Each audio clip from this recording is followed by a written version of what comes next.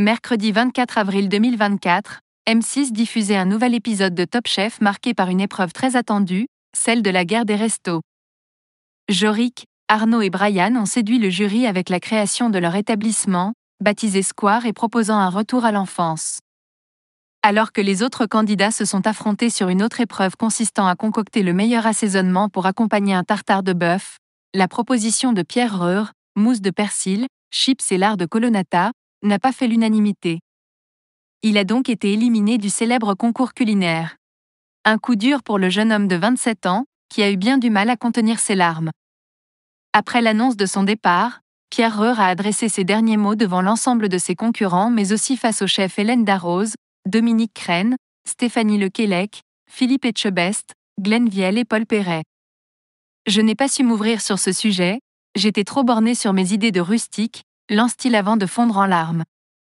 Pardon, je chiale comme un bébé mais je suis tellement content de vous avoir tous rencontrés. Merci au chef, j'ai appris trop de choses avec vous. Comme le note Glenn Vielle, l'éliminé est aussi têtu que sensible, et va absorber tout ça très rapidement. Aujourd'hui, plusieurs mois après le tournage de cette 15e saison anniversaire de Top Chef, Pierre Reur a pris du recul. Auprès de nos confrères de Télé Loisirs, le jeune chef revient sur son parcours et, alors qu'il est perçu à l'antenne comme un peu fermé, pointe du doigt le montage de l'émission. Il faut savoir qu'il y a un travail de montage. Je ne suis pas forcément comme ça au quotidien. Après, en soi, j'ai mes idées, je suis très campagne, et j'ai une façon de penser un peu rustre, admet-il. C'est peut-être ce qui fait de moi quelqu'un de fermé au premier abord. Mais je ne suis pas comme ça dans la vraie vie bien sûr. Mais ce n'est pas tout. Pierre Reur regrette l'image de lui-même qui est renvoyée.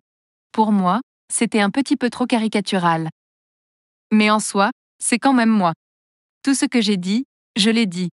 Alors bien sûr, je l'aurais jamais dit spontanément, on m'a posé des questions pour que je parle.